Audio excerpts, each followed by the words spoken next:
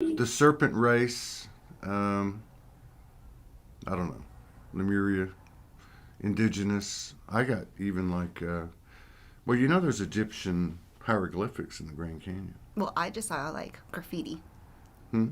You saw graffiti Yeah. on the pictures? Well, I'm sure there's hieroglyphics everywhere, but yeah. No, it's just... Egyptian, specifically Egyptian. Sorry, Yeah. I'm See, like half asleep. they even have some in Australia, but they have some here. And then there's another place over here where I believe it's a Navajo. There's like a section where nobody can go in but the Indians. And it's supposed to be the place where their ancestors came up from the inner earth. That's cool. Yeah. That fits well with what I want to talk about today. Does it really? Well, Yeah. before we start, we'll give them another 30, 45 seconds. What was the thing when we were talking and you said something about Aldebaran? And was it Aldebaran and Jupiter? Oh, I know. The universe has prepared you a fabulous pre-birthday week. Uh-huh. So Mars entered Taurus back in the summer, and it did a whole progression through the constellation, and then it got to like the tip of the horns of the bull, and then it had a retrograde motion. So right now it's moving backwards through Taurus, but it's going to be basically aligned towards Aldebaran, this weekend for like culminating in your birthday, basically. Wow, that's true. I noticed that, and I was like, Todd, it's your buddies, your star buddies. I don't know who they are. I don't know if they were my antagonist or if they were my friends. I don't know. But you've always told me in our conversations that you resonate with that star. I do resonate with it, but then when I've dug into it, sometimes I guess there's polarity everywhere, but there was a whole kind of a, I don't know, Nazi thing. I don't know. Yeah. It's like Sirius A, Sirius B goes over here, then it goes into Aldebaran. It's the Eye of Taurus. I'm looking at Pleiades. I know I had a hand there. That's where I met. Can we officially start? Can you stop rambling? Oh, yeah. Okay. All right. Oh my God, you need to do all the shows with Todd. Okay, there's the angel on the shoulder or There's the like devil, enough whichever. people here that we can officially start. Welcome everybody to Soulogy SouLSPEAKS 5D. I am in Sedona with Todd. And if you've been following our journey along, you'll know there are human reasons for me to be here, but there's also higher level reasons for us to be together. Because this shithead opened up stuff at Mulberry Mountain. And I feel like I'm the cleanup crew. And we're here together to just, I think, close out. I hope it's close out. Because I'm really tired. That's all we've been talking about. I've been here since like last Wednesday. And as soon as I got here, I just feel, I'm so excited to be here. I don't want to negate that. I'm really excited. And it's so great to finally see Todd. And 2 days ago, I'm staying at Ashley Lee's house. And she hosted a dinner with Ty and Serena. So it was the five of us. Is that five? Did I count right? Yes. Yeah. It's the five of us sitting around a round table. And it was beautiful because Todd actually has other skill sets. He cooks. And he cooks really well. So we had like a delicious chicken taco dinner.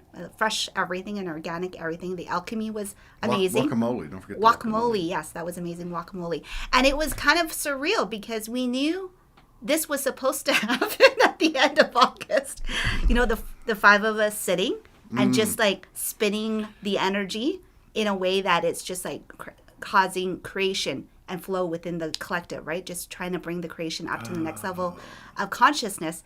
And while we're sitting there eating and drinking and being human with the experience, it felt incredibly sad and lonely for me. I had this like overwhelming need to cry, which was not because I'm happy with my friends, but it just like, and it just, I had to sit with it. It was such a bizarre feeling. And then this entire trip, even though I'm trying to play tourist, it is beautiful in Sedona. So for all of you that have just been sitting on the fence, just wondering if you want to go or not, just go for the human experience. The geographical highlights of this region are amazing. Everywhere you go, I've been sending my husband pictures and it's red rock after red rock, according to him. And I'm like, no, this one's just slightly different.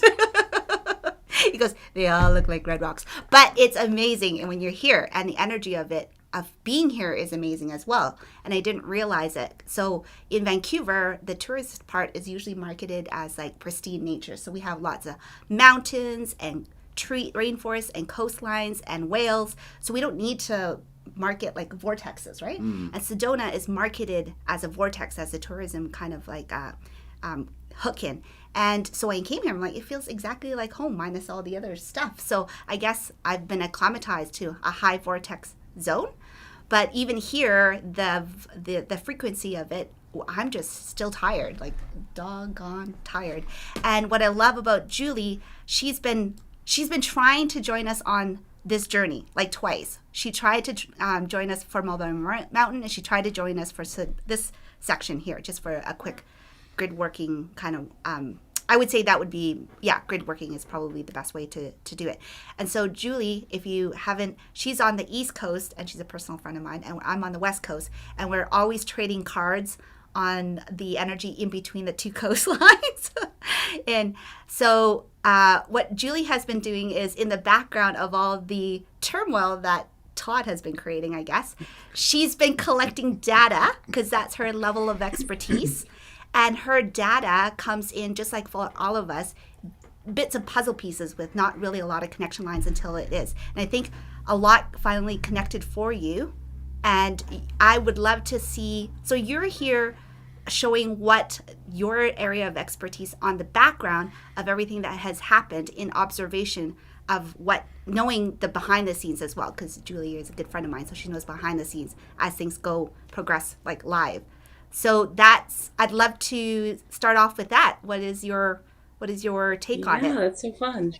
Well, this is great, because Hung and I have been trying to have, like, hi, both of you. Mwah, mwah. Hung and I have wanted to have this conversation since May. Yes. And it's been sort of layered on, and it wasn't time to have it. And then when we were going to have it, I was like, well, like, I saw you two when you got to Sedona, the show that you did when you popped in. Yes. And then I messaged both of them, and I was like, I have some stuff to talk about with all that. So it's like we're kind of having what we would have as our friendship conversation. Yes. Live with the but Soulogy sharing community. it with sharing it with the community in a more like structured So we format. haven't got to have this conversation yet. I've no. just been So and I don't think we were supposed to. No, so either. everyone is witnessing this conversation, this, like what someone said, Trinity conversation. Everyone's witnessing as it unravels now, because Julie hasn't shared. We've shared bits and pieces, but not the full. Or keep saying things like, "It's the Atlantis narratives dissolving," and then Hung messages back, "What the fuck are you talking about, girl? Exactly. Tell me what that means." Yeah. And I'm like, "It's too big to put in Facebook Messenger." Like, And then she's like, "I've been trying to write it down, but I can't write it down." And I'm like, okay. When we are here, we'll carve out time. So here we are. Yes. Yeah. So take it away, sister. So, whenever Todd hatched his second Soulogy Fest idea,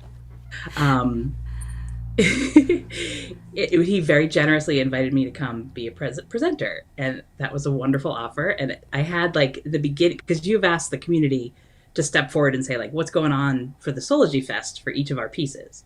So I guess what I'm here to offer the piece of like how it drew me in and then ejected me, if that makes sense. Or like no, how you it was were like smart. I feel you were smart. You saw the red flags and you're like, oh hell no, back far away. And I'm like, oh well, But it's not a lot of the times, like one of my skill sets or activities is like in the Galactic Watcher, states of things where you're just like record keeper holding the larger picture thing. So, sometimes it's like participate and sometimes it's just like hold the space around things, right? So anyway, Todd hatched his plan for Soulogy Fest, and he was going to have it on the equinox, September. Remember that? Like, and that had a whole, and right around that time, so we've talked about James Tiburon and the Metatron channeling and that intel that's come through. He was a big fan or follower of the Edward Casey things and the Atlantis thing. So there was a whole bunch of intel that was coming my way after James. So James Tiburon died, left the earth. And then sounds like what happened with you and Franco. Like once he passed, that channel of information was just like streaming my way. You know, when things are like, oh, you can hear us. It's like, here, boo, boo, boo, boo, boo, boo, boo. So the information comes through. And so I've been reading his things, finding all the information I can from that information channel. But then also, like, what we're all involved in, is I wanted to draw our attention back to the large Lemurian Atlantis cross-coding the Great North American Eclipse cycle, which runs from 2017, August of 2017, and the next eclipse is April 8th, I think, 2024. So we're in this 8-year eclipse cycle, and they call it the Great North American Eclipse. And what a lot of people, it's certainly not just me, it's thousands and thousands of us all across the globe, are doing our individual roles for this transformation. And like the first Soulogy Fest that you had, Todd, you had the Keys of Enoch author. You remember that? So that's in the cycles, there's a big piece of information that comes from JJ Hertak. Is that how you say his last name? Yeah. The Enoch information. There's a whole big chunk of it that comes through the Metatron and James Tiburon, like that intel. And there's some that comes directly from mine and all of ours individual experience working the grids. So thumbnail sketch, the August 2017 total solar eclipse ran a path from like Portland, Oregon-ish coastline down all the way across the country through South Carolina. And the next eclipse that's happening in 2024 in spring in April runs from like the coast of Mexico up across all the way up to New Brunswick. And they make this cross across North America. And it's very much, it's unlocking freedom codes. Some people are calling it the return of the dove. There's a lot of the codes of the New Jerusalem and what like North America symbolizes as like a land of freedom. And, you know, we've all worked this through like what you guys talked about, you know, the indigenous and through the, you know, there's so many different layers to it. But anyway, this cross place where the two places cross is in southern Indiana near Carbondale. And they call that area of the country, they call it Little Egypt. So as I was watching so we'll go back to the Soulogy Fest stuff. So we have this like these two big cross patterns, and there's so many different layers. So every time we have an equinox, a solstice, an eclipse, some meteor showers, like all these are kind of like key codes come through for all of us, like a tumbler lock, right? Like one eclipse cycle, you know, we have eclipse cycles that happen every year. So what I've been noticing is that every time we have one of the eclipses that is not shown or it's not visible in the North America, like they're all around the globe. They're like prepping different areas of the globe for this large return of the dove of peace, like this large, big, sweeping freedom code thing that's going across the whole continent of North America. So that's like the big, big picture. How it comes to Soulogy Fest is, so when you said you were going to have the Soulogy Fest initially, it was supposed to be on or not supposed to be, you had thought about having it on the autumnal equinox. Yeah. And that just happens to be the weekend after. Yeah. So remember equinox, that? Yeah. So like the construct. So one of the things that's also my skill set is like sort of seeing the geometric construct of the event or the things, right? So when you made the shift from having it on the equinox, I think it was around when Mulberry Mountain, where you found the venue, and then when it was available, it was in August. As soon as you made that shift, the whole construct of the event completely changed from my point of view. So when you were going to have it in September, this way of saying you injected chaos when there didn't need to. You could have just followed. No. So I'm going to say, like, preface all this, like, I know, like, I love Hung's sarcastic, you know, jabby personality because it's fun, but it's also like it's not Todd. It's not just Todd. Like Todd's serving this role, right? Yeah. And it is this like, you know, whatever it is, tricks, like poke the bear situation. So anyway, yeah. But it's not like, it's bigger than like Todd and his actions. But I'm just saying that, so I was plugged into it being that September equinox weekend. So James Tiburon had hosted Earthkeeper events that same weekend in Arkansas many years, 20s, but he did one in 2017, 2018, 2019. He passed, I think, in 2020. Someone else can fill that in. But that I saw you as sort of like, not even picking up the torch, but like the Soulogy community filling the role of what he was doing was awakening people's awareness to the crystalline capacity, the crystalline, he calls it Atlantis, Arkansas. Like Arkansas is many of us know, right? It's like a really big point on the crystalline grids. So part of this like so the eclipse activity that's going across North America is changing and reformatting and like up-leveling the crystalline grids of our continent. And the ripple effect is ginormous. We could go through, and this is just like a little intro-y conversation to this, but we could go through and look at the different years. Do you remember when you had Sandra Walter on Soulogy here, and she was in Ridgecrest, which is in Southern California, on the day where the earthquake happened, and she's like, how did I know to be in that spot? Like that's part of so there have been these pivotal points. That July 4th, 5th, 2019 is that time where the Ridgecrest earthquake happened, and I was doing my part in Boston with the freedom codes. Like a lot of us, all the grid workers spread out, gatekeepers doing our things at our different points. There are these big that eclipse energy that's happening, but like how do we get the fabric? It's like a terraforming thing that's going on. Like the grids are being reworked. So some of it comes with like weather patterns, and some of it comes with events that happen. So that 2019, that was that big earthquake on the West Coast, and there are a lot of, it's like Sedona and Arkansas kind of work in these.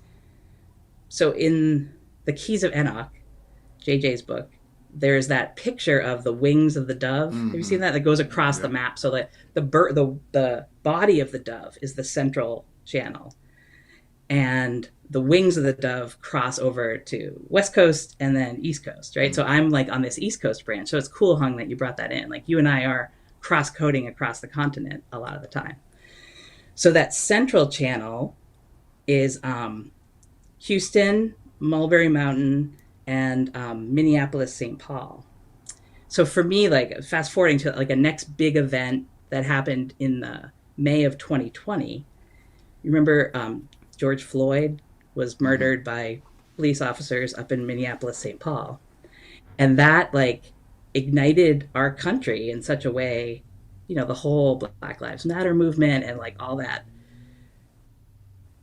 the wave of like freedom and like no more that went through our country that summer was a big part of this same big overall energy. But I noticed, so I had to go, I have it here, I could go grab it. Like I had seen the book and I had seen that map online. So I was like, I got to get a copy of this book. And I bought it that summer. And when I saw the map, I was like, oh. So it's a Lemuria, Atlantis unification and reunion for each of us internally. And you and I have talked about this a little bit before, Todd, too, right? It's like we want to take the best of the skill sets that we all know and have deep soul remembrance from those times, those golden times in our history. But there's also all these narratives of distortion that run across. It's like that fall, like the fall remembrance energy and the misuse of power. Misuse of power. And then she Is that froze. Is that us or her? I don't know. But we all know what I'm talking about. Like, what?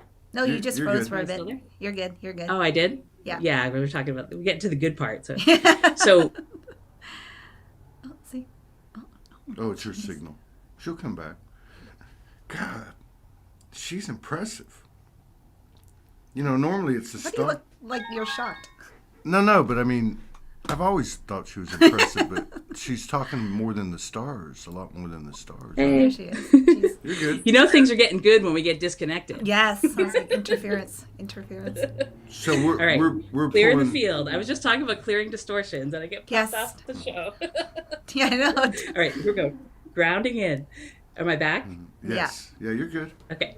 Yeah. So I'll run we shielding all here. have, so part of the grid work, and I put the work in quotes because it's, it's our, it's joy and soul calling and, work activation and work. Part of that for each of us is to clear from our own memory banks, from our own Akash, from our own fields, the distorted narratives that come up around Atlantis and the fall of Atlantis. It's like we want to keep the good and keep the golden nuggets of truth and wisdom, both from Lemuria and from Atlantis. And this big eclipse cycle is helping all of us do that. Does that make sense? So, Atlantis sort of narratives of the fall of Atlantis is that people could see, these falls coming for both Atlantis and Lemuria. And they took the Atlantis, the narratives talk about taking the 12 crystals and dispersing them through the world, right? Mm-hmm. So some in Egypt, some in Arkansas, some in Brazil, some around. Likewise, for Lemuria, the technology that's come through from Lemuria are the golden solar discs. And there's 12 of those as well that are placed around the planet, Lake Titicaca in Peru, and some Bolivia, like around. And they say one of the golden solar disk satellite locations is in Galveston, Texas. Right, right outside. The Moody Pyramids, the garden there. Yeah, I do. So the central line. So when I got JJ's book and that central line, and I got to see the map, because when you see the map reproduced online, it's really hard to read. It's like really old. It wasn't like computerized. I think they drew it in vellum in pen and paper, and it's, so when I got the book, it was still a little bit hard to read. But when I saw that Minneapolis, St. Paul, and that the George Floyd stuff, and it had this, it was one of those aha moments for me. And I was like, oh, this is like a big piece. So fast forward to you had your first Soulogy Fest, and that did its thing. But I saw you, in the grand scheme of this grid work, when you called forth the folks in this community that wanted to join in for Soulogy Fest. It was, there was a way that gathering you had at Mulberry Mountain served to bring forward all the distortions around the Atlantis narrative that people had to face. So for you, Todd, it was like incarceration. Like for Hung, it was like having to do the savior thing and pull everyone out of the abyss, And then one of your friends, and I'm sorry to them that I don't remember who it was, but they were traveling. So all these people traveling from the different parts of the continent, especially the ones that were driving across, flying too, everybody was coming and clearing their grid lines along the way to get to Mulberry Mountain. And I have, I don't know if we can do a screen share, but if you look at the map. Yeah, you can do a screen share.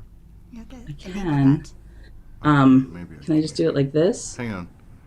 That's easier. Is that all right? Yeah. That's So fine. you see St. Paul and Galveston? Yeah. Well, you know what's interesting is Amanda Bloodworth, who's very high frequency, and she's from Central Texas near Austin.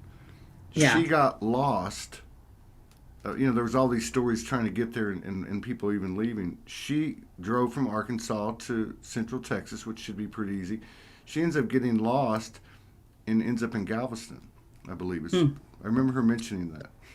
So, all right, let me just finish. So the magazine, Mulberry Mountain is right on this point between Houston, Galveston, and Minneapolis, St. Paul. And you picked a location. When I saw that, I was like, oh, that's, when I would say things on it's going to be a cooker. Is it A cooker? just Yeah, hey. So all the people, and so one of your friends, their RV broke down. Oh, that was. And then you raised Sandra their Nolan. RV broke down right near. I'm pretty sure, and they can correct me on this. But when I was reading the stuff over the summer, I think their RV broke down right near where the two eclipse lines cross in Indiana.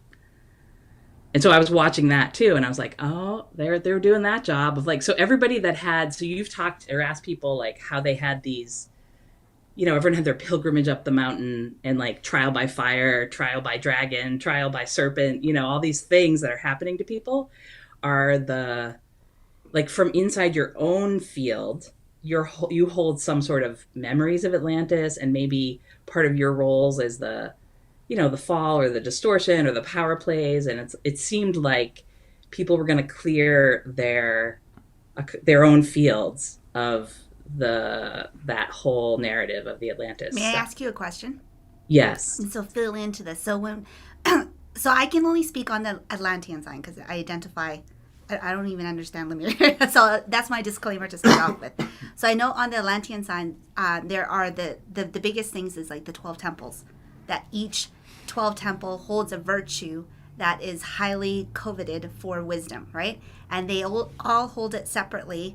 And the interplay of the 12 temples is what creates the magic. So it's always a teamwork situation, right? But in order to maintain the integrity of each 12 temple, there is not one unifying temple. There's not one that rules it all. So what's interesting while you were going through all this data and what I'm picking up in the field is I wonder how many of the archetypes that came from each temple came in from the Atlantean side. Like I said, I can't speak on Lemuria because I don't understand that. They came in to help clear that distortion because each temple also, it's like it's a double-edged sword. Each temple's strength is also their curse. And that's why we talk about the distortion. If you keep maintaining purity, it doesn't become a curse, right? So that for you mentioning, like, I don't know, have you ever identified stronger with Lemuria or Atlantis? Equal. You're equal? Yeah. But I'm very familiar with. Like How's your point of view? How's 0 point of view? But that you say that, I've never since the temples in Lemuria, but I have definitely in Atlantis and Egypt. Yeah. Which was just carried through. Yes, because my temple of strength is the one, I can't remember the exact name because I'm a terrible student when it comes to that, but it's the temple that holds the security system of maintaining peace against chaos. So I'll just stop right there. Whereas, like, I feel that the crystal keepers and the astrology kind of astronomical alignments of the earth, and we all have our skill set. I guess we know what mine is. Yeah. Not sure what yours is. What is yours? Yeah, what is yours, Todd? Well, to mix it up, create chaos. Yeah. When things get stagnant. So that explains it. That you're on the other end of it.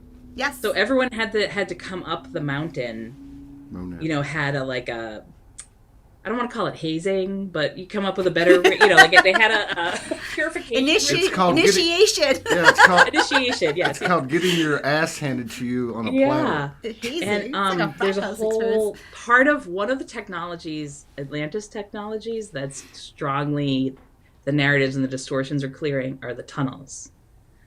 So the tunnels and dragon lines. Are you gonna puke? Yeah. No, you're right. Because I'm way too close to you. Well, it just came right when she said tunnels. It just came. I know. Well, I can feel it. You're like for me, like an embodiment of the tunnels is the digestive tract and the intestine. Yes. So even your diverticulitis, however you say that. Diverticulitis.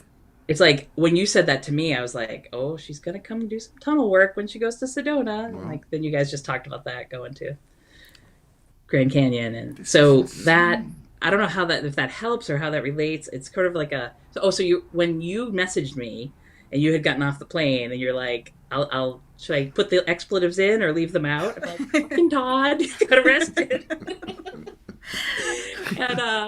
Oh God. But even when you said he got relocated down to Houston and I messaged you back, like I was trying not to message you a lot that weekend because I knew you had your hands full running the fest.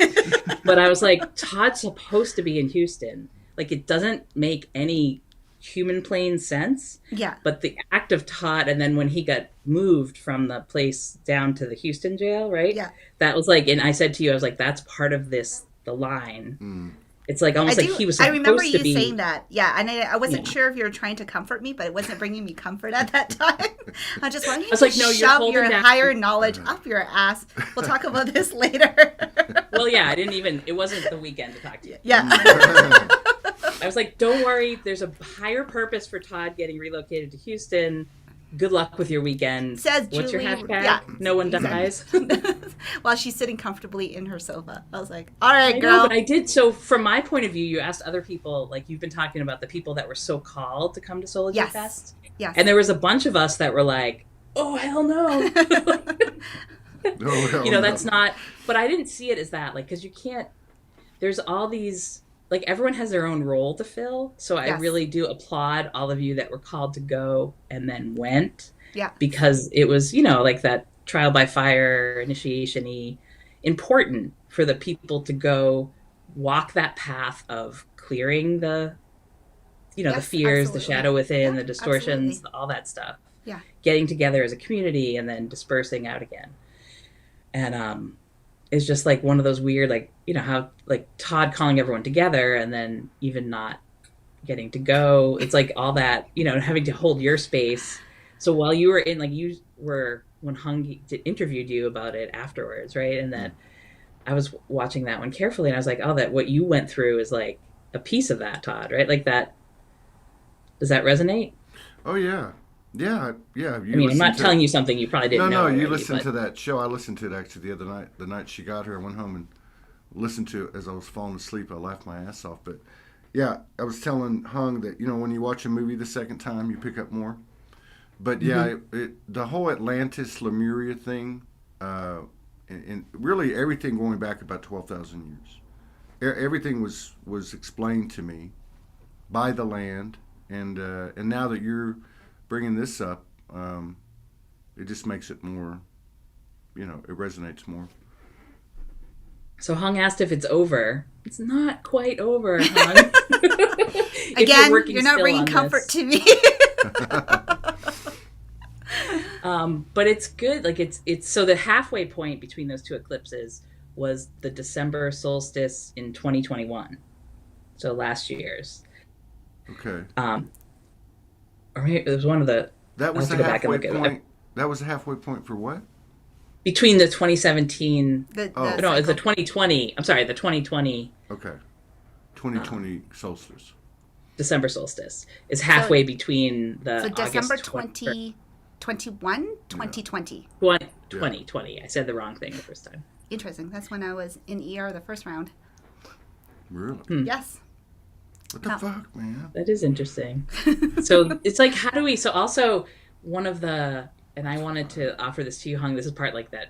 Maybe would be our like friend conversation that we can have in front of the whole community. Oh, sure. Yeah. It was let's very bring it all interesting up. when you were just on your show the other day with Todd Yeah. talking about your dad. Is Yeah. that okay if we talk about Yeah, that? no, When you came we back can. from Mulberry Mountain, Yeah. and your father was like, part of the, what I've noticed with some of my friends around here, like I have this one really good grid worker friend around here, and she'll know who she is.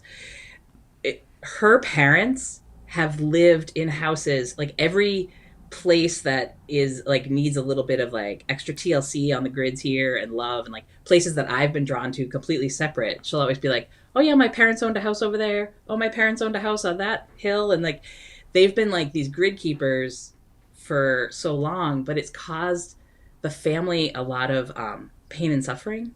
Mm-hmm. You know, and it's like your dad had hit, like our ancestors had their roles of how they fulfilled these, you know, we'll call it like dragon slayer, you know, like demon slayers or dragon tenders or crystalline keepers or grid keepers. And it's one of the things that we're doing is we're bringing our own crystalline capacity up is, can we fulfill these roles and have them have less of a negative impact on our human form?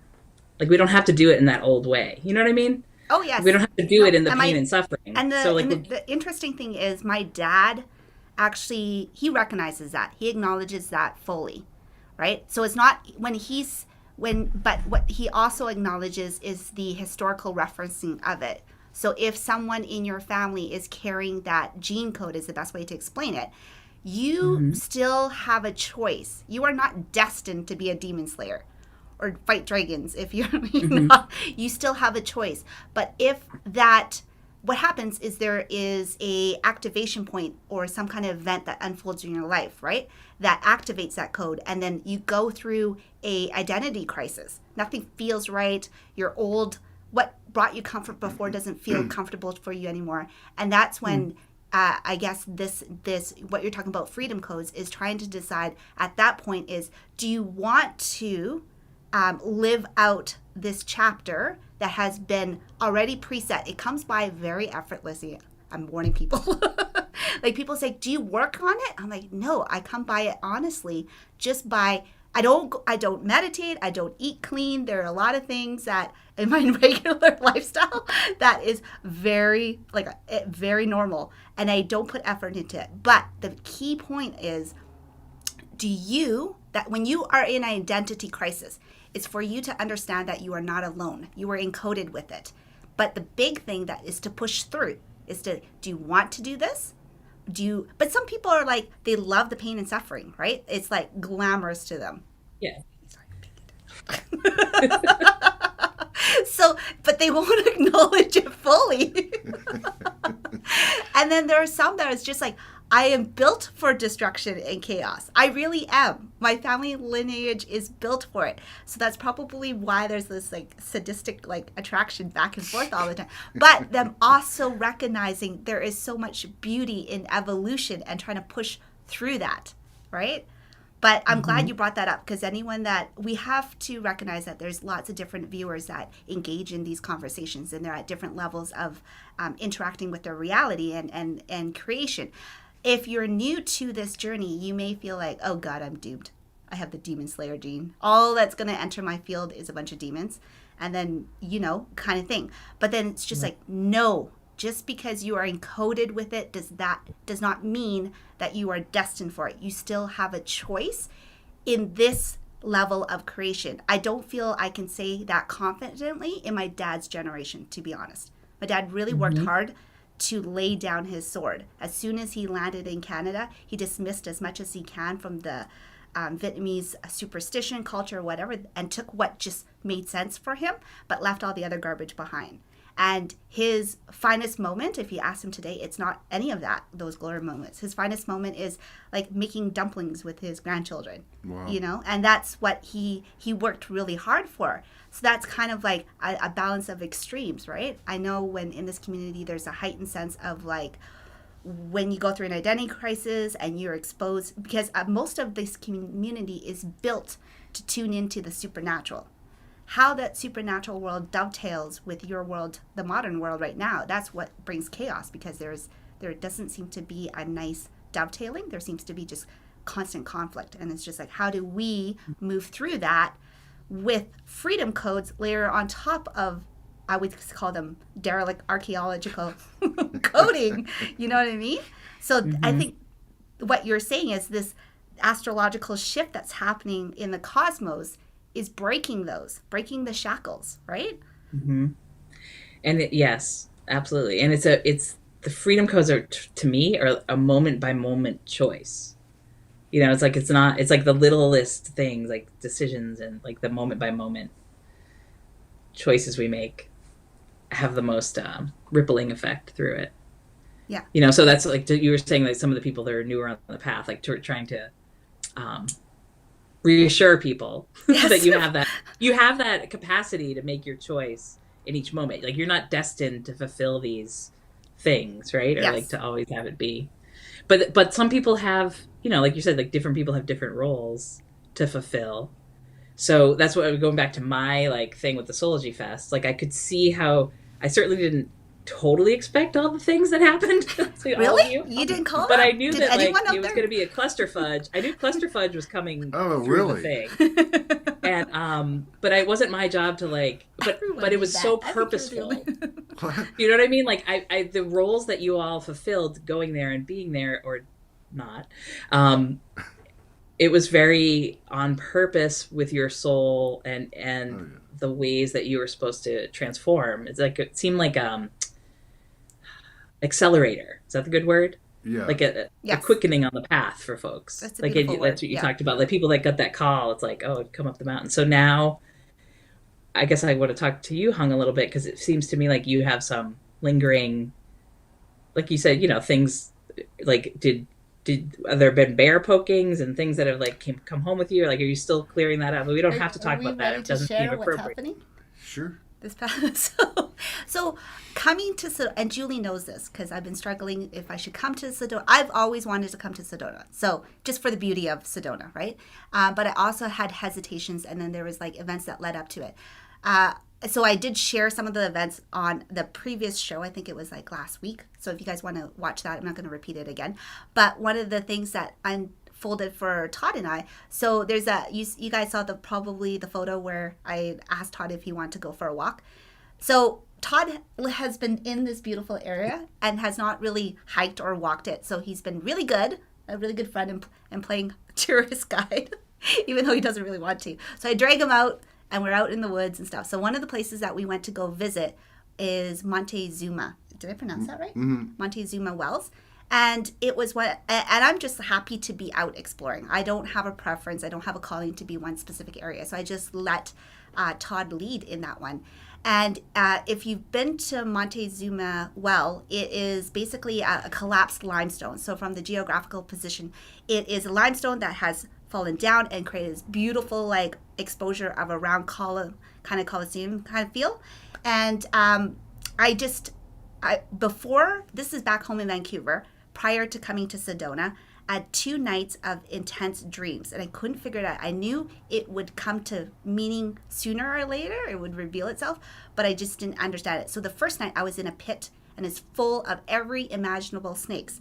So if you've been following me, you know that I hate snakes. I'm a big wuss when it comes to snakes. I'll take on everything else, but not snakes. So this pit is filled with it and they're each biting me and I can feel so much pain coming through it. And I'm screaming because I understand I'm in the astral world of creation. I'm not in the physical world. So I'm calling for my husband to wake up, to pull me out of it, and he doesn't hear me. But I connected, my dog connected with me psychologically. He came out of the room. He normally is sleeping in the room with my son Ty, and the door's locked. And I don't know how, but he came through that door and he huffed at the door, which is his signal of trying to get in, and you can hear him scratching. I heard that and I pinged right out of that like pain state. And I was just like, well, it can't be my dog. My dog's like locked in the room with my son. How could he be out rescuing me on the other side? So I left it. In the morning, my son said, you know what's really weird? Nix was on the outside of my door when he should have been on the inside of the door. I don't even know how he got out. I think our dog has learned how to open doors or like travel through portals. And I'm like, or travel through the door yeah. of the wood. And I'm like, holy crap. I heard him. He pulled me right out of that pain state, like snapped right out of it. The next night, same pit, same stupid, all the snakes are there. But when all the big snakes bit me, it didn't hurt. So the vipers, the anacondas, the cobras, all of them with major fangs bit me. I felt no pain. What I felt was so painful was these itty bitty, teeny tiny snakes. You can't even see them. They're like microscopic. But when they bit, it was like agonizing pain. It was worse than the first night's pain. And then I was just like screamed and I snapped out of it. And then Todd, so now I'm going to transport you back to real life, just us being tourists and like checking out Montezuma Wells. And Todd's reading the infographics that's on there for all the tourists to understand it. And he reads out, did you know there's nothing that lives at the bottom of this except leeches and parasites? Mm-hmm. Right? And then I was sitting there, I was like, whew. And then, you know, when you zoom in, you have that clarity that comes in. And I'm like, this is the same pit that I was dreaming about for 2 days, and I have no understanding of it. But what I couldn't understand is the energy there is so beautiful, so peaceful, so amazing. There was no fear, there was no pain, nothing, none of that. It was like the opposite spectrum. I couldn't really reconcile the two until your friend posted. Yeah, Tom Bear posted, because he's been there. He came here 10 years ago and he did a lot of grid work, but he went down in there and played the flute, but he put up a link that the Serpent people inhabited that space. And the Serpent people were the descendants of the Lemurians that ended up in this region. And then it brought some other stuff back to me the next day. You got knocked out. You saw Tom's post. And, yes. And then you had to lay down for 90 minutes. You sent me a note. Well, that morning, I had a whole string of lucid dreams, and everything was coming together, like Atlantis, Lemuria, being here, Hung being here. We hadn't even decided to go to the Grand Canyon yet, and that's going to be tomorrow, and I'm sure that's going to be very interesting. But I had this, about a year ago, I had this really important lucid dream, and it was me, Morgan, and another lady, and we were in Lemuria, and everything was, well, I can't really say it was Lemuria, Atlantis. It was when the two clashed, and what happened was it was a semi-matriarchal scenario. You know, the women were the tribal leaders, and so the Anunnaki came in, that distorted masculine Atlantis energy came in. It was where the original wound was. It was 12,000 years ago, and at that moment they took the women and the men were enslaved, and that's when the whole thing started. So I had this lucid dream that morning, and it reminded me of that one, or brought that one up. And it was me, the Holy Mother, and the Holy Father. And 3 marauders came in. They had the same energy as when Lemuria and Atlantis clashed, and the patriarchal forces took over. And so what ended up happening was, they, as soon as they walked in, it was just like before. The Holy Father just was resigned to the fact there was nothing he could do. And it was really weird, and I was watching him, and then they started to rape the Holy Mother, right? So I tuned in to the you, me, we, and it as I'm watching this whole scene, and I was told their power is false, it's distortion, it's manipulation, it's illusion. And as soon as I got that here in my head, I telepathically transmitted it to the 3 assholes, my mother and father. And the 3 assholes immediately left. And so I went to my father and I said, hey, we need to go find these people because I'm going to kill them. But I wasn't angry. There was no rage. It was just something about bringing something into alignment. He said, I can't do it because I can't kill anybody. And I said, well, go with me. So we find them. And as soon as I spotted them, they couldn't move. They couldn't run from me. And I just slit their throats and threw them off the mountain. But it was, I believe what happened was, and this is all part of it, it was closing out all the way back to the rift between Lemuria and Atlantis. Okay?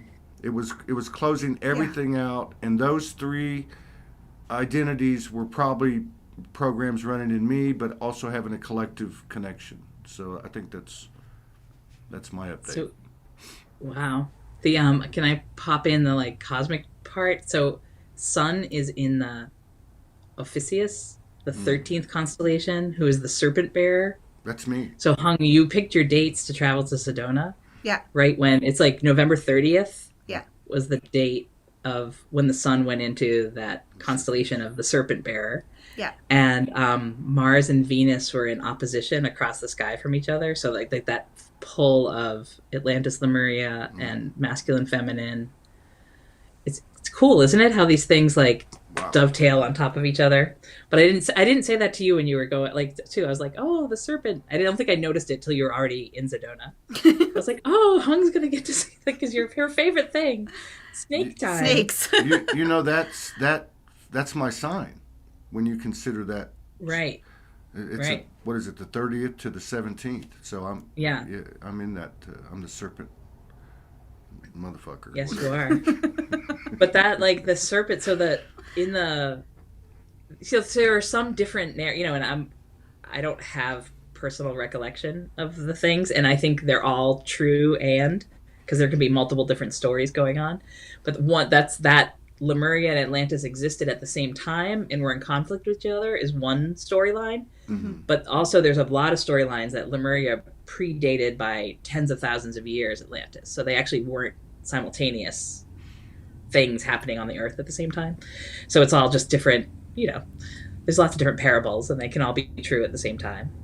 But in the fall of Lemuria, the people who saw priests, priestesses could see the fall coming. So a lot of them moved into Telos, into inner earth.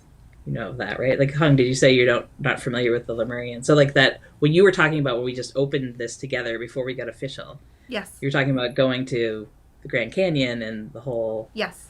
It's like tunnels, inner earth, Telos, yes. and the Sedona, Mount Shasta, like all that stuff. So, That's like quite a powerful arena to play in, you So two. and here's the other thing too. Now I don't know what narrative's correct. I can only go off of my own personal experience. To me, they actually feel like one and the same, although geographically they would be in different locations. But I understood to be one to be Yeah. very very organic and indigenous and matriarchal, and the other one uh, was more of the let's just say the more modern star family that came in and the technology was infused and then there became this whole thing. But here's the thing: there's so much that's led up to this because remember, Morgan and I went to Kauai and we had constant Lemurian visitors, and then from there we were called to the mainland, and we crossed from the diagonal from Washington State. That's where we saw Hung. We also saw her in Kauai. Now, isn't that weird? And we drove diagonally to Florida, which when we got to Florida, the very first day, a lady had gifted her house to us. We were in the RV, and Morgan got stir crazy, so I got her on a plane, sent her to a friend's house for about 10 days, and I went from the airport to the lady's house. And it was about 10 blocks from the beach in Clearwater Beach. And so I go in there. I didn't know this, but her and two or three ladies she had bought the place strictly for spiritual reasons. She's from Minneapolis. Go figure that shit, okay? This is crazy. And so I went in. They had kind of consecrated the place or whatever you call it. And I came in, and as soon as I came in, I felt this huge presence of the feminine, which had been the energy of Kauai. Yes. And I was told, go to the beach. Actually, I wasn't even told that. I laid on the couch, and all of a sudden, these weird hallucinogenic things started happening. So I walked to the beach, and I was being told Atlantis, it was the dolphins. It was, and I'll never forget. I walked out into it was February the 9th, and I walked out to the beach, and I looked up in the sky, and this hole opened up, and all these rainbow colors came out, and I'm standing there looking at it, and I guess I looked pretty weird because all these people kept walking by like, what the hell are you looking at? I'm like, yeah, can't you see it? You know? But the whole point is we were in Kauai, Lemuria. Florida was very Atlantean. The dolphins, and she'll tell you, came up to us. You know, they were speaking to us, or to me. And then, of course, you're from Vancouver. She meets us in Washington State at the front end of that trip. She comes to Sedona, right? She was in Kauai. Like, you can't make this stuff up. Right. And she gets bit by Even- snakes in a pit for 2 days, and then comes over here, and we end up at the pit. Oh my God. Right? It's so cool. Even like you and Morgan being, she's like basically like you're in Atlantis, basically in Arkansas, and then she gets repositioned to go back to her Lemurian setup over there in Yeah, because I guess Australia up to Hawaii was all Lemuria. yeah. And see, when we first met, because I never had seen anything galactic, really.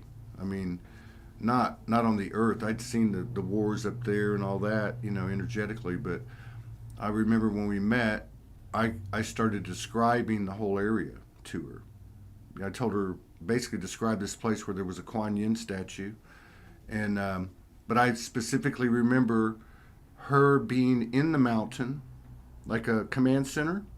Now this would be back years ago, and I was in like a little module, a little pod, traveling around seeding and doing different things on this continent.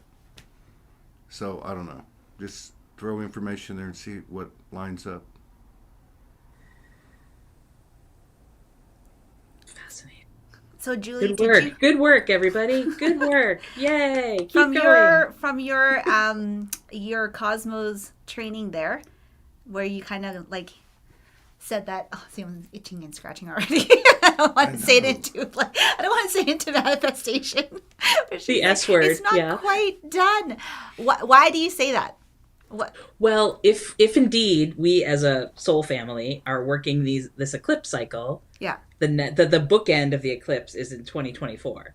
Oh, I see. So So it doesn't the- mean that so I was going to say that doesn't, like, your role could be done. That's like, right. you can step off anytime. Yes, right? of course. But the grand, this reunification of Atlantis, Lemuria cycle, as Yes. I see it, is culminating with that second eclipse, which runs from off the coast of Baja, the Mexico zone, up across through Texas and through Indiana, and then up to east coast of Canada, like New Brunswick area, through like over Niagara Falls, over Buffalo, over.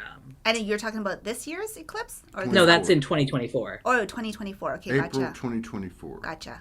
April 8th, 2024. So that's why did I say it's not quite done? Right. Is because that's, to me, that's the closing bookend. Yeah. Yeah. And then what happens when you close out a bookend? Great question. We'll find out, but it feels like that the completion of the cycle, like it's like we're there now, like it's happening now, because it's like it's coming towards us, right? But the closing out, it seems like the completion of the freedom codes would have a liberation quality for the souls here on this continent, and to really unlock those codes being available to humankind. And you're welcome, like you get to visit United States twice in two, like within sequential, but there's a big polarity of qualities that's happening. Maybe it's happening in Canada too. I just know, like in US, like, could we be more polarized? Like, can we really find that like place where we meet in the middle and the happy medium? I mean, that would be like the biggest picture. Like, world peace would be a great bookend closing. Historically referencing, and I know nothing about the actual like text work and academia and research that a lot of other, I would say, scholars put into for Lemuria and Atlantis. Would you say they had a closeout period with a big bang? Is that a closeout period? Or is that like a peak emotional experience in the middle of the eclipse and then it teeters off to non-existence? Like, how does closeout periods work? So if you're saying, does a closeout period mean that right now we are at the peak of freedom codes, and so we only have a very short period of time to access those, to really shift it before that stream of coding kind of peters off to another universe, let's say? You know what I mean? That's a great question. I hadn't contemplated that. Yeah, because what has been really interesting for me is in a lot of my creative expressions, whether it be professional or on this side or as a mom, it feels like I am at the drained part of the creative part. Are you? Say it again. I'm drained part of the creative part, and I'm looking for a new muse or a new flow. Yes. Right? But I think Like I've tapped out. Like I was just like running on empty. Yeah. And where it comes, where it doesn't enliven me anymore. I don't get excited anymore.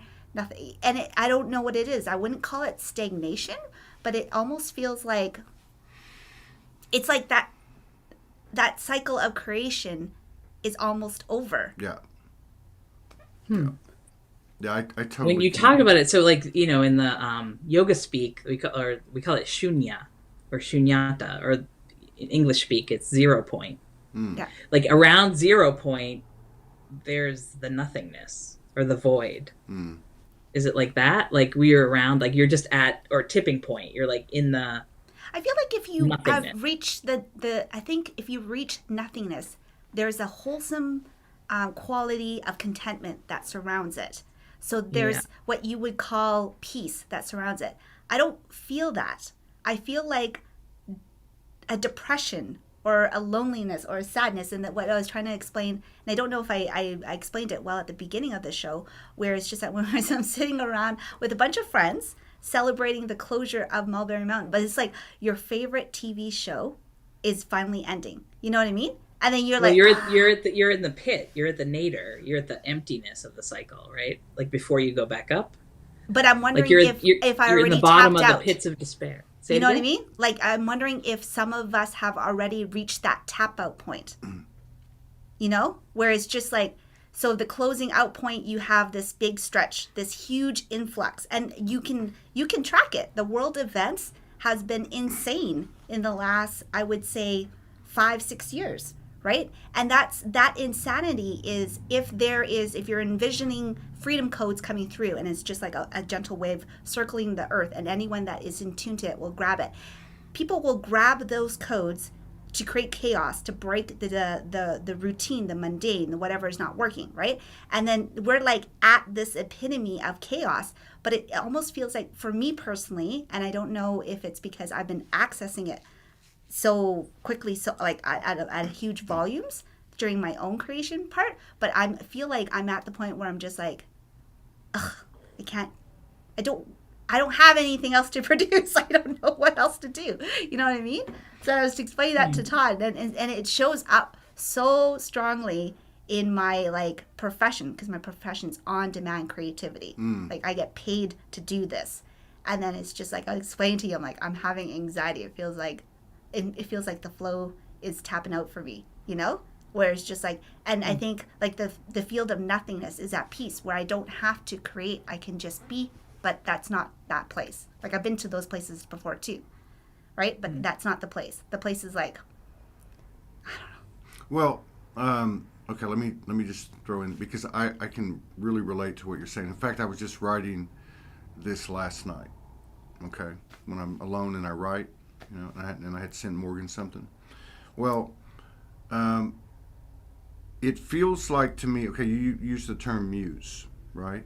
So the muse can be, it doesn't have to be a person. It can be, you know, an experience or whatever. Like a lot of people have really strong, artistic, beautiful expressions through their relationship with darkness or a tough time or whatever. So what happened, or what I'm feeling from you that I'm feeling, is that all of my muse inspiration, which really has nothing to do with a person, all of that has dried up. Yes. And I can feel the new creativity coming, but it's a new type of muse. It's not all the distortion and all that. It's different. But I definitely feel like, almost like energetically, I'm already standing on that new ground, but my human's back here, you know, walking, you know, like a turtle trying to catch up. But yeah, that feels right. So I can see what you're saying. So I'm just wondering if the bookend is that the freedom codes actually will end in that cycle, and something different comes online, and it's not about being free. Like, it's, I don't know, I guess we're just like or if you've reached that union state. Yeah. Right? If we're talking about uniting all your skill sets and your Lemurian Atlantean self. Yeah, then what? Like, then what? Right? Exactly. Is that? 'Cause I, like, just from my point of view, like, I feel like I'm at the creative opposite of where you are. Like, I have like I need enough time in the day. Like, I have all these like courses and all this sharing and all this, like, yeah. I'm like, but is it like you've just birthed, you know, we're just at different stages of the creative cycle, which you and I find each other in that, like, on opposite sides of things often, right? Yes, so that's how we work together, maybe in cross-code things too. That's interesting. But I don't know. That's a cool, I'll have to think about that more and get back to you. Like, that, what I feel on that is like, but we don't experience things at the same time. Like, if you're a forerunner or a way shower, or if you've gone, if you're like on the leading edge of it, you could experience it months, years before the collective. Yes. Of course, right? Yes. So that could be that, or it just in a personal, is like that emptiness feeling, because like that you've cleared the storylines or the distortions, and now you're just in that like blah period of it, you know, like down in the pit, and then you'll like move back out. I don't know. Getting bit by the vipers. But that's the thing, right? I'm like, I'm in this pit. In the astral state, it's intense. It's one polarity of experience.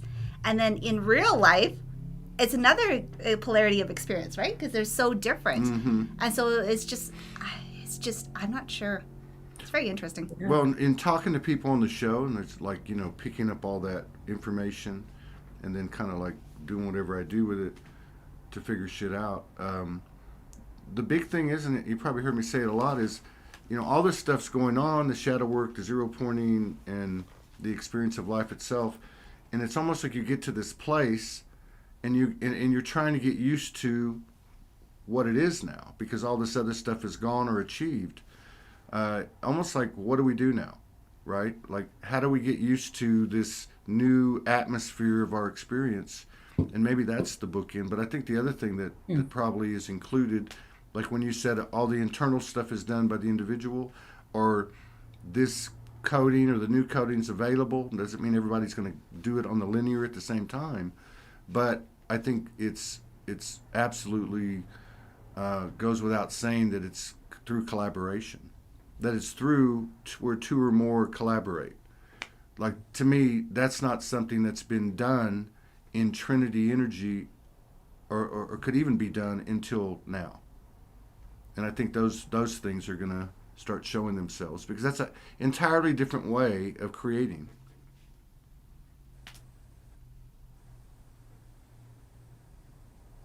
This question keeps coming through, and it's completely almost different topic, but maybe it's not. How so dragons versus sea serpents versus snakes. To me, they're kind of like all, I don't want to say the same, but they're all like in the same family. Mm-hmm. But for you, Hung, I see you draw such distinction between dragons and snakes. Yeah. In your own field. One I like, one I don't just like. Maybe since you're about to go like hang out in a Grand Canyon of snakes tomorrow, where you're going tomorrow, what can we do to support Hung for tomorrow? Well, I don't. It's hard to articulate when you have supernatural experiences, and it's supernatural. You the first thing the brain does, and I'm terrible for this, is trying to apply some meaning behind it, right? Mm-hmm. Like picking at it and trying to like create something that actually you're overthinking the situation. So for me, I don't like snakes, and it's funny because Lemuria are snake people. So well, some of them, there's ant people, there's all kinds of different, right? So I'm not sure what it is, and it's not like, the weird thing is, it's not like Atlantis was known for its dragons either, right? Mm-hmm. You know what I mean? So there's a couple different things that there's I guess you would call those one lifetime I actually cycled in was for Atlantis and Lemuria. That I remember clearly. Everything in between, I have no idea where I was in between. But what is the other thing that's very clear is the genetic coding of my lineage that I was born into. So that's where the dragon part of it. That's why the distinction is. So the one is like a long right. time ago, and one is just right here, still knocking on my door. So that's where I'm sure people can say it's the same thing, but if you break it down, all energy, if they're not outside of you, it's not in your external world, the energy in your internal world can manifest many different forms, right? You are the one that kind of filters through all of that. So here's a better question. If I asked you which one of those beings, so when we talk about the dragon lines around the planet, and like the dragons making the tunnels between like Atlantic Ocean and Pacific Ocean, would you equate that with more snake or dragon energy? Or neither? You know what? It is both, but it depends on how it was created, right? So dragon energy is normally, it's not created out of love. It's created out of force. That's what dragon energy does. It's a bit of a righteousness to it, that like a little bit of a righteousness flavoring to it, right? Because the dragons, they create out of force. That's kind of their area of expertise. I'm not familiar with snake energy, but I don't trust it. I'll say that right up front. So dragon energy is created out of force, and it's transparent. You know exactly what's coming at you. You know what I mean? There's no such thing as a dragon with agenda. All dragons come with agenda. You know what I mean? There's not like a benevolent agenda, like dragon, I feel. Dragons are very transparent. You don't even have to be a high-level intuitive to pick up what dragons want from you, right? So, but for serpent energy, there's so much cloaking around the agenda that I have a hard time trusting. So that's where my gut energy is just like, oh, you know what I mean? So I like people. What you encountered on Mulberry Mountain. Like, what if the mountain itself is an access point or doorway to either inner Earth or to this tunnel space. Oh, it And then- absolutely is, but it's heavily cloaked. And Yeah. if I can't read the agenda of why it's cloaked, then I have a hard time trusting it. Then I go into security, like risk-adverse mode, right? Mm-hmm. Some of us enjoy just following through it, right? It is. I'm not like Mulberry Mountain is very seductive energy. It's super sexy. There's nothing. It's very charismatic, but there's something about it I just don't trust. So that's the only thing for me. And Todd trusts with his heart. He's like, this feels good, right? So you can obviously see through the layers better than me. And for me, my first instinct is like, this does not feel good. Like, this is like, there is something there. I will agree with you that is probably worth pushing through and getting there. But at what cost is what I'm analyzing it through. Well, and you're like, all costs is worth it. Well, but I think because I had this happen with me with horses and a couple other animals. Like, I know I've had many, many lives, especially with horses. I've had a lot of horses that were soulmates. And in this life, I'm a bit fearful of them because of the recent incarnations, right? So I don't know if that's what's going on you with the snake people, but now that I'm thinking about it, two things. One, I've had snake experiences for, going through the last 10 years. They usually come in lucid dreams, and they usually come with specific messages, but it's not really the same type of energy that I encountered about 2 weeks, right before you came. Right when it was getting closer to you coming. All of a sudden, for about 4 or 5 days, I keep getting the snake energy, and it was a totally different type of energy. We had conversations. It didn't threaten me. It was more of like almost sitting with a master, but I can't even tell you the specifics of how it all went. But now that we're talking, remember I talked about the two primordial energies that were in Mulberry Mountain? Yes. That were pissed off. They weren't evil. They were just pissed off. They had been cloaked. They had been absolutely. They were invisible. They were smothered with cloaks, and as I remember now, they were not snakes. They were not amphibians. They were not reptiles. They were not dragons. Yeah, they weren't either. But there was something about their makeup that carried something through the lineage of what I just spoke of. So I don't know exactly what they are. But the other thing too about Lemuria, through the write-up that Tom shared yesterday, is, and I can't remember where, I think it was Lyra, that those humanoids that were seated or settled in Lemuria were humanoid amphibious. Something like that. So I don't know. This just came through too, that for like talisman or help. So I've been really connecting with Larimar, and I know you have too, Hung. Mm-hmm. Like the Larimar, the crystal Larimar. Yes, I have has it's came forward to like me to say to you to be helpful for this situation, or there's probably like tons of crystal shops, or maybe one of Todd's friends has a piece. If you wanted to bring it with you tomorrow to. I have a piece. Lorimar? You have a piece? Did you bring it? No, I didn't bring it. Oh, well, I brought Moldavite. But the Larimar to me has been, because if you look at a piece of it, it has a lot more Lemurian coloring, kind of like it has like a Lemurian stone feeling to me. Yeah. Yet it's called the Atlantis stone. And so, but I was called to buy a whole bunch of it, and I've teamed it up with a bunch of Andaras, and I've been using it as like one of those interface places of like Lemuria, Atlantis, Union. And you know what? I have a Larimar, however you pronounce it. A friend of mine, Laura, she dragged it back from Dominican Republic, where it's actually mined from. And I hesitated bringing it. I didn't bring it. I brought Moldavite instead. I only brought one crystal. Sometimes I bring like whole families of crystals in my whole stupid bags full of rocks. I thought you weren't a light worker person. I'm not, but there's certain rocks that that just want to come with you, right? You're like, They step but forward. the Larimar didn't want to come with me. It was the Moldavite. And I had to find it. It was like hiding. Now, what is Moldavite going to do for us? I don't know. I think Julie's better at it. At that. The fact that the Laramere is it not, Moldavite? Is the meteor impact? Yes. Yeah. It's a So- little so green that- piece that has. Oh, did I bring Yeah. it here? Let me see if I can find it. Hold on. the Might be in my backpack. the thing that concerns me is that the Laramar decided not to come, which means it, Yeah, wanted, no, it's bad. it wanted to leave. Okay, Todd, here's your job tomorrow. Stop at a crystal shop, That's what I was get like, a piece of It's one of my Larimar, favorite and bring it crystals. with I you. didn't bring it. Okay, I will. There's do got to be a that. couple crystal shops in Sedona, yeah. Ty and Serena may even have Laramere, whatever you call it. Or you can connect in. I'll send you a picture of my piece. I have multiple pieces. You can just use it remotely. Oh, we could take a picture and carry it with us Yeah. on the phone. Here. What is What? that? That's my Moldavite. It's not very big. No. just No, a- it's super expensive. Like it's one of the most expensive. Yeah, you can't find big pieces.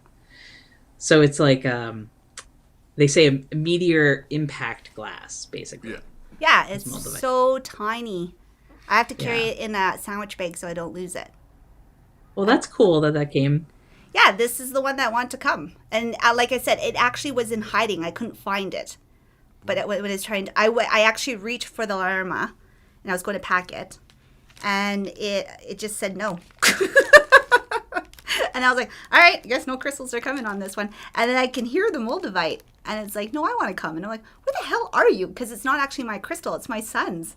So it's from Ty's collection. So I had to go rummaging. You know how well cataloging a 15-year-old teenager boy is, right? In I his do. room. I'm Yeah. familiar. I Yeah. had to dig through like gross. It's at the things bottom to of the find sock it. drawer, like under the Like the things empty mom bags of chips. should Science not experiments. find to fetch it Yeah. out.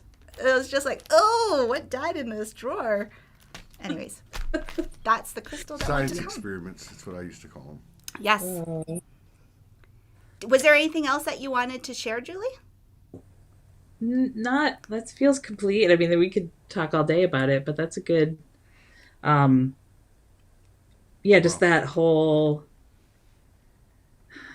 I should do action of like the clearing and the purifying, the clearing out and calling forth and like all that. It's ongoing, and thanks for doing it, guys. You're doing great. Keep going. Well, you know what? I love the couch I like from my cheerleader. couch. Couch. Screw you, man. You should be here. I know. I Next. really wish I could have been there with you. I do. Yeah. It made my husband. So my husband is a professor, and this is like finals week is next week, and my son is in the. It's like Yes, when I asked yeah. him, his like head almost exploded. He's Yeah. like, "No, you can't go to Sedona." I'm like, "Okay." He's like, Yeah. "Can you go in January?" I was like, "I don't think Todd will be there then." So, anyway, Where will you be, I don't know birthday yet. boy? I have no idea. I just know I'm leaving on the 13th, and I don't know how I'm going to do it, and I don't know anything. I just know, like, coming over here, it's the same type. It's the same type of thing. It's not quite as intense, but like, you got to go do this. My understanding is that from the 12th through the 21st, there's a huge corridor, the biggest one, bigger than last month's. Which, I'm thinking, well, why am I going to be in transit and mobile when this stuff's going down? So I have a feeling it's going to pick up a little bit, like some of the pieces that you've shared today and the things that we've experienced together and other people, from that whole experience. I have some feeling there'll be some direction, some way or another. It probably location. I have to go to Arkansas because I've got some stuff I got to take care of there. I don't see I'll be staying there. I'm sure I'm going to get some direction. I don't know. well, good luck with If, all any, your. if anyone is in the southern half of the United States, Yeah, so I was gonna say maybe this is where Yeah. you start saying stuff out loud. yeah. So if To help anyone, connect in. yeah. If anyone's in the southern United States, there's something that I do know that I've got to do in collaboration with others, but I've really got to do it because I've been told too many times, and now it's got to be done. I'm looking for a place that's extremely private with great internet capability, and I have a modem I can bring with me. I just have to be in a place where we can pick up. For lodging, you mean, Todd? Yes, Yeah, he needs, Okay. Let's be Yeah. really clear to the Yeah, people. yeah, just- I like just Todd needs a would- place to stay. Is that? Yeah, with a bed, a bathroom, a hot plate or a kitchenette or a kitchen, I don't care, that's very private, that I can draw a great internet signal, so we can keep doing the broadcasting, and then of course when I'm not broadcasting, I need that privacy to be able to do the work that needs to be completed over the next like 90 days. Was that all? Did that make sense? It did make sense. Yes. He's being in transit's getting old, hey? No Yeah, pun intended. There's a few things that are changing, but I think it's changing. So for where all of us. let's clarify to the universe even more, Yes. Todd. So you said south of the Yeah. United States. That's a big swath. Would you rather be like between Texas and Florida, like Arkansas, or you're not? No, I just mean in the warmer lower half. I don't want to be in the Great White North. I'm not interested in, Snow? no. Like high of 27 like it is here in No, Massachusetts? I mean, I would consider, but no, I don't think that's going to work. The cold. I'm a Mexican and I grew up on the beach. Yeah. So how long? It's like for a few months? For a few I weeks? think probably 3 months, maybe longer, but certainly probably like 90 days. Yeah. And then your birthday's coming up. My birthday is Friday. Are you doing something? I think we're going to just go next door, like 10 or 12 of us, and or maybe we'll announce it locally. And if anyone wants to come, they have a patio next door, but I'm not quite sure. But I think that's what we're going to do. I think we're going to go next door to the barbecue place and chill. Yeah. There's one more, if I can put one more Astro Geek thing into the community knowledge base. So on the 7th into the 8th, it's here where I live. This is happening at like the 11 p.m. hour, and then over into the wee hours on the 8th. So there's a full moon that happens, I think at like 11:06 my time, p.m. And then the moon occults Mars, meaning like a little eclipse. Like the moon covers over Mars and makes it invisible for a little while, and then moves off of Mars. That's crazy. And that's happening in right near Aldebaran, in the sky, the eye of the bull. So Mars is really visible. So Mars is also on the 8th, like a couple hours after that occultation. Mars reaches opposition, meaning it's like the sun and the Earth and Mars are like lined up opposite each other. And so Mars is the brightest right now. So if you have some clear skies, you could see that Mars has like a ruby glowing quality to it. Yeah. And then it's near in the sky to Aldebaran, which has more of an orange tinge to it. That's crazy. And then the other orangey one is Betelgeuse, part of the Orion shoulder. Yeah. So those three are quite, but the moon is going to be getting closer and closer to Mars tonight, tomorrow night, and then on whatever night it is, Wednesday night, on the 7th. So the full moon's at 11. This is crazy. The full moon's at 11, which would be 11:08. Oh, 11:08 your time. Is that what you said? I have which would be 10:09:08 here. Okay. Yeah. On the 8th. And how does that affect the energies? The moon crossing over Mars. It's an interesting. So there's a play between Venus and Mars. Oftentimes, like, the men are for Mars, women are for Venus. Mars is often given a masculine quality, and Venus is often given a feminine quality, which is kind of interesting in like opposite world too, because Venus right now is like the hottest planet, has a lot of active volcanoes, is really like, has a little bit more of a masculine, just from like a planetary point of view. And Mars has a bit of more of the feminine energy in the like because it's like almost like a lunar scape.